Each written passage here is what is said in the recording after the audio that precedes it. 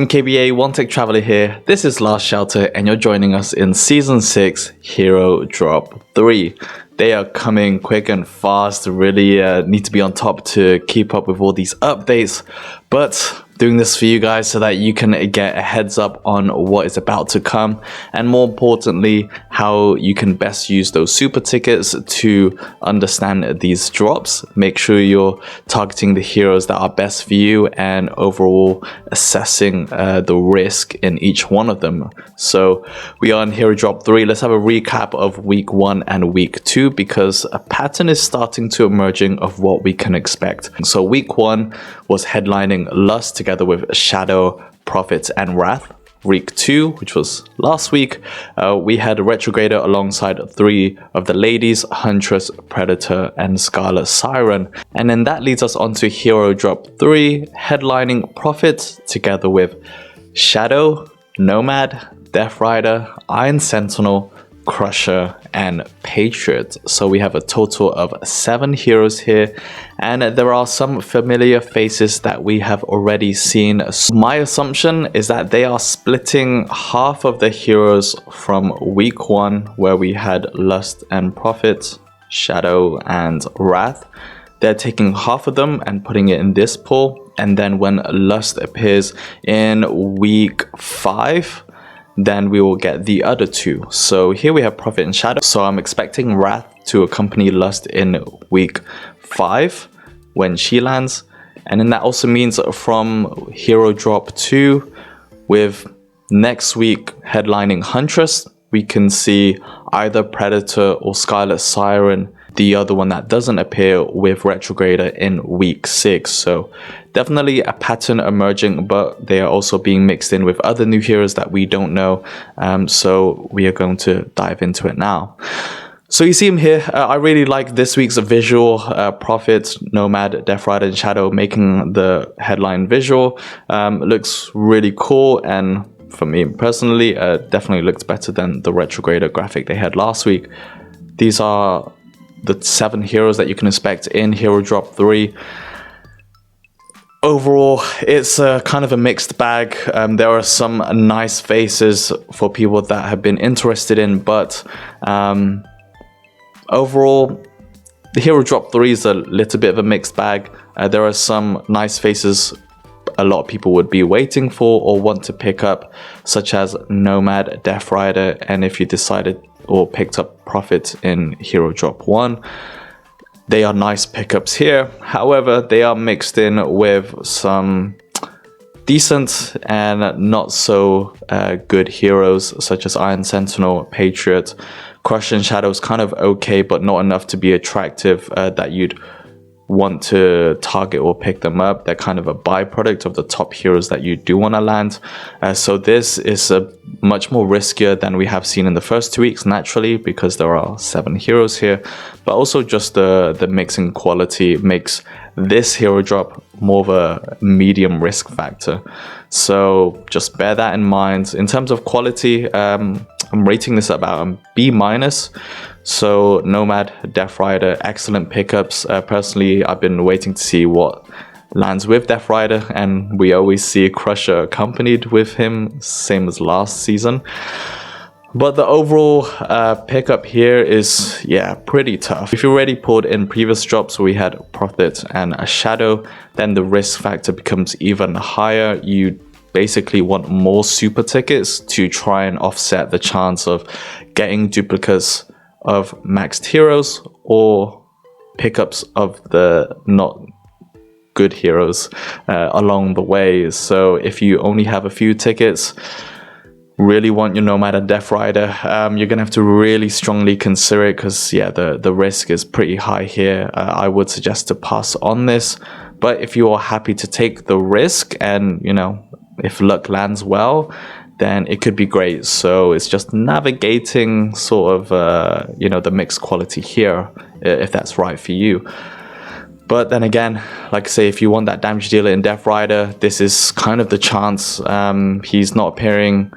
These heroes don't appear in any other hero drop in the season until the final week. of, yeah, Forest Eden conflict, which is when it's a total of 26 heroes. So if you are passing on this group, they are not going to reappear again until next season. So just bear that in mind. Now, let's have a quick talk about these guys. There's a lot here, so don't want to make it too long. But Prophet is an excellent fighter hero, very versatile in terms of her skill. She marks an enemy that applies a fixed high minus 70% troop recovery block. So great against those very high healing formations.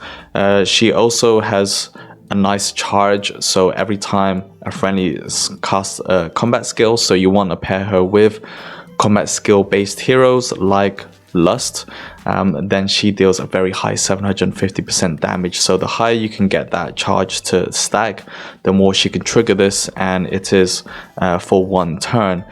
Prophet is quite interesting because she's a mixed like support and also does really good damage. I wouldn't say she's enough to be in the back row.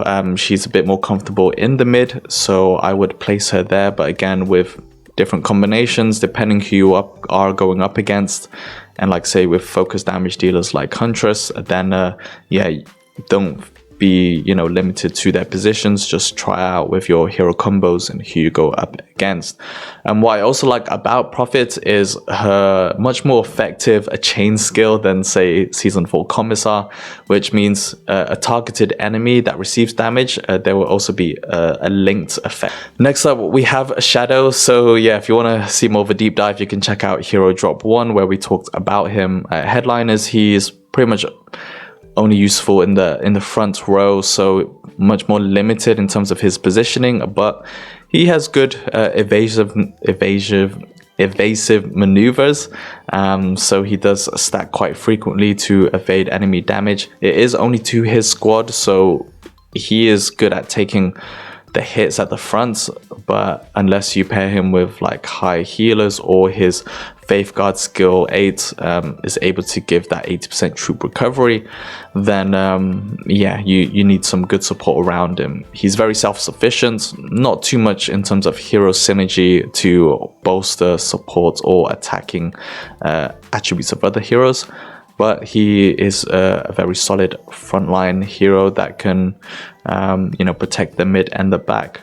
Not too much else going on, is pretty much him having that evasiveness that stacks regularly from any kind of attack, so combat or basic troop attack, so does well with high frequency. And then yeah, Transfusion Strike is just siphoning resistance and might from the enemy. He's not really the strongest pickup that you'd want from this drop. And then you get Nomad. So thankfully, if you saw my May P1 token shop refresh, you will see that Nomad, after having yet debuted, he is finally here, and they have lined that up with Hero Drop 3, which means it is a good time for you to try picking up some extra copies of Nomad, making him useful if you have the token, if you have the super tickets.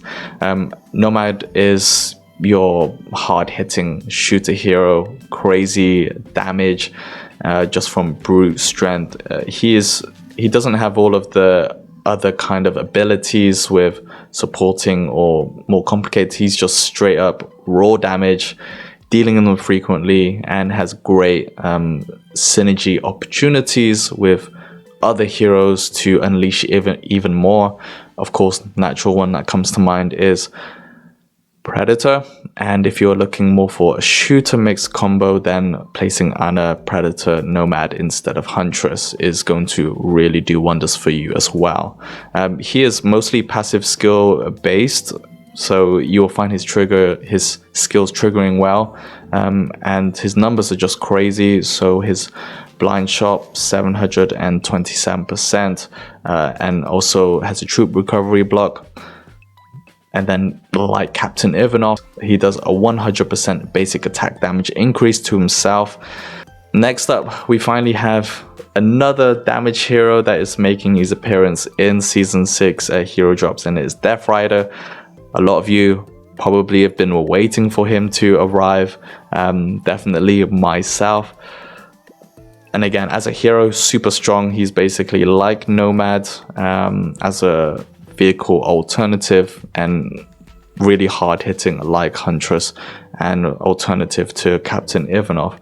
So Death Rider is unique in the ways if you have at least 2 copies of him, if you want to go more for the usefulness for Eden or Doomsday, then you want to awaken him first, because he provides a plus 300 destructive power, which means that you can one hit like occupied enemy tiles using these vehicles without having to do any specialty specs, buying any Doomsday investment packs. Like him as a hero is only exclusive to him, and you are going to get much more use out of Death Rider awakening him if you want it for Eden or Doomsday. His skill 8 unstoppable charge is like Nomad. We see a 60% of might increase and 30% additional damage. Being more combat skill based is not going to be an issue, because he does have a clarity status which gives him full immunity to like disarm, silence, suppression, confusion. So of course ideally you want more copies of him, but depending how you want to use him, you might want to awaken first. If you want him more for combat, you could go for skill 8, but even then, awakening him is just gonna give his usefulness in battle for longer. So the choice is yours. His skills are really good too. So he does have a 1-turn prep, but again, very high damage, and he has you'll find with these damage heroes, at least with like Huntress and Scarlet Siren, they have kind of an additional attack possibility with their skills to deal even more damage. So Headhunter, for example, 40% chance to deal 595 damage to one enemy, but there's also a 60% chance to deal an additional 310% damage and make that squad suppressed. So if they trigger, in essence, they are actually getting more chances of their skills with hitting, which is great, and it definitely can trigger to high frequent effect. So really nice there. And in Total Annihilation, it's just that more regular, consistent, it's still decent and decent damage and good spread, 6%, 226% damage over 2 enemy squads. So Death Rider, top damage hitting hero for vehicles. If you don't have Huntress or Captain Ivanov, or already have Death Rider, Nomad, Death Rider, and then Prophet, if you already have her, will be solid, well, really excellent pickups from Hero Drop 3. So those 3 are kind of the best ones in this drop, and then we get to the other heroes that maybe are okay or just more of a risk if you decide to pull in here. So we have Iron Sentinel. So Iron Sentinel is kind of okay, but honestly, in the fighter scene, there's just so much more strength there, especially with just crazy high healing and Canoness, consistent healing and confusion effects through a Tech Priestess. And then Glutton, who is very different from them, but provides some nice support, such as, full immunity for your back row damage dealer. Healing is based off her, and then a troop recovery block with damage reduction. Iron Sentinel kind of leans more towards Glutton, but doesn't really possess as much or is as consistent. In some ways, he's a little bit of Caesar, but not as effective as Caesar, just with doing some slight enemy debuffs. Nothing crazy, like 24 reduced combat damage, take a little bit more damage for the enemy and then receive less from them. Is basically just like taking from the enemy and giving those buffs to yourself. That is his Vanguard protocol. Suppression protocol starts from turn 4, 70% chance to not make 2 random enemy squads recover, and reduces damage taken from 2 friendly squads by 25%. So a little bit of a enemy damage reduction in here, and a high frequency of completely blocking recovery. So that part is nice. It does start from turn 4, so it doesn't kick in, but considering it is 100%, then if with this high trigger and being a prep skill, so it cannot be countered during battle, it could be very strong. So more of a situational like Caesar, but it's not going to be your mainstay in your APC. He's more sidelined to the bench, and only if you need to switch it out a bit for some of his skills. So he could be a decent alternative if you don't land or have profit, and if you want something similar to like Wrath for vehicles. Granted, he is for fighters. Finally, upgrade protocol. Again, just a little bit of okay stuff going on here. First 3 turns, just a bit more of a stackable increase damage effect, so it's just up to 21% for 2 friendly squads.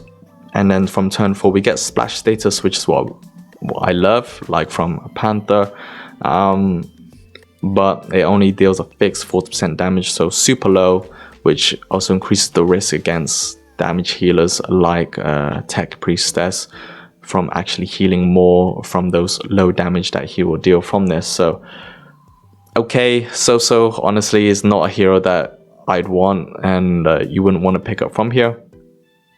That's Iron Sentinel. Crusher, he's my first maxed Essex hero, who I got from my Essex ticket. Not a bad thing, and Crusher overall, he's decent. He's pretty good. He will be sidelined into maybe your 2nd or 3rd vehicle APC, so he's not going to be making crazy like, you know, waves in an APC, but he still plays a good role. I like him for his more tankiness attribute, like his plus 100% resistance to himself whenever he is attacked. He does have some form of a counter, not as high quality as say Kamikazes or Panthers, but still pretty decent from there. And his healing, I actually like his healing a lot. He heals more at the end of battle rather than the start of battle like Kamikaze, so actually from all the damage being received he will heal against that, versus Kamikaze's front healing at the beginning and then taking the stack. So if, for example, you do finish a round, Crusher can heal from that, whereas if you have some damage at the end of the turn, Kamikaze is already healed at the beginning. So overall you'll find Crusher has good troop management, especially in Eden or Doomsday. Not necessarily that great at force tiling, but he's decent. But also when it comes to taking tiles or hitting very far away, when you have that minus 70% damage and your APC is a bit more exposed to more turns and damage, Crusher will keep troop count near 0 or very minimal, so good for troop management there. And yeah, overall he's good. The only thing is his counters, he's more combat skill focused as a front row, so he is highly vulnerable to being countered, especially say Countdown's troop recovery block for 2 turns that is splashed, and that affects his healing ability. So pairing him with other good heroes will be pretty much essential to support and give more strength to an APC. So while Crusher isn't particularly strong in isolation, he's still good, and with other heroes to support him, then an APC can be very good and an alternative to Kamikaze. So ideas, Crusher, you can place him with Caesar Countdown, a nice balanced approach. You can put him with Heaven's Redemption, Death Rider, of course, in here. He's still gonna play very well, and yeah, I would say he's still very good here, just not a top pick. And then we have Patriot, who is the final one. So Patriot, yeah, he's kind of those heroes that makes this a little bit more risky. I do think Iron Sentinel is kind of like the lowest baseline, and then it would be Patriot. Yeah, you basically want Nomad. Nomad is that top tier shooters. Even alternatives like Rose Noir, Executioner like Patriot is decent, but he's more of a risk or short-term bursts because he's very front-loaded into the first few turns.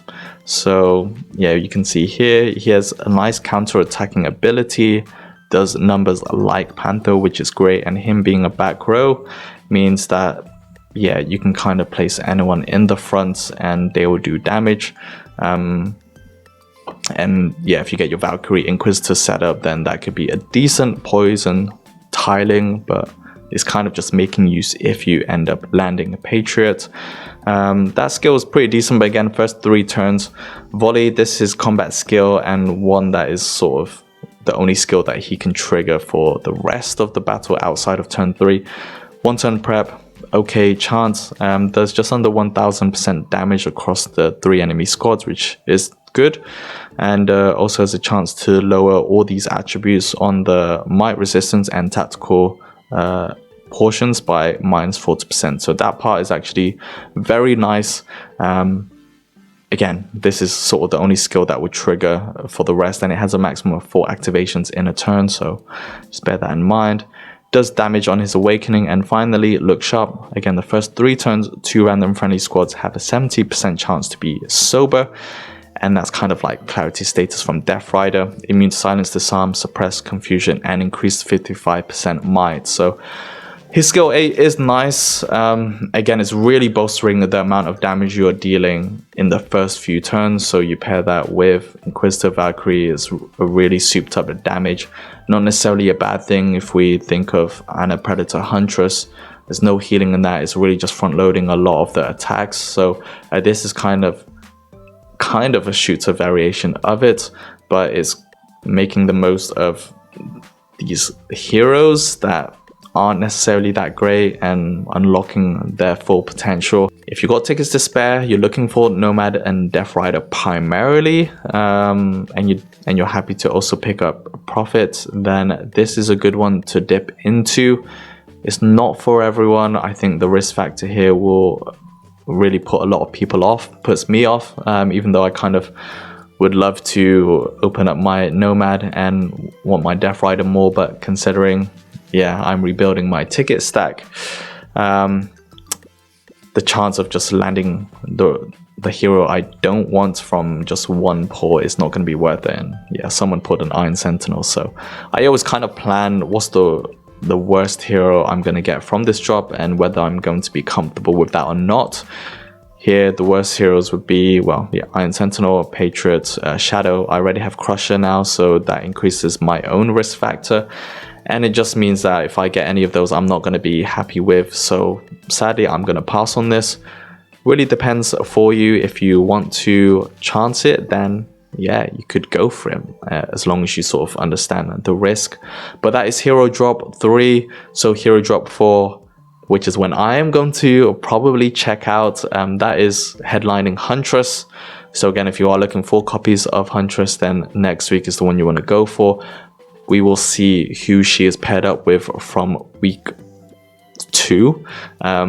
If it's Huntress and Predator again, that is super exciting and probably one that you could get a second try of. But if she's paired alongside really bad heroes, I've got a feeling Wanderer might be in there, then yeah, that'll probably provide some second thoughts. So thanks a lot for joining us, Team KBA. Hope you found it useful. Got to understand some of these heroes and whether this drop is right for you. Again, if you want to see more of the hero drops and token shop refreshes in Season 6, make sure you join the Team KBA Familiar. Give me that thumbs up if you enjoyed it and found it useful, and to help you understand more around the scheduling. So thanks a lot, Team KBA. I'll see you in the next one. That wraps up the video. If you liked it, give it a big thumbs up. If you haven't yet, join the Team KBA community by subscribing to my YouTube channel, and check out onetechtraveler.com for more stories, articles, and videos around tech, travel, and gaming. I'll see you in the next one, but until then, keep being awesome. Peace.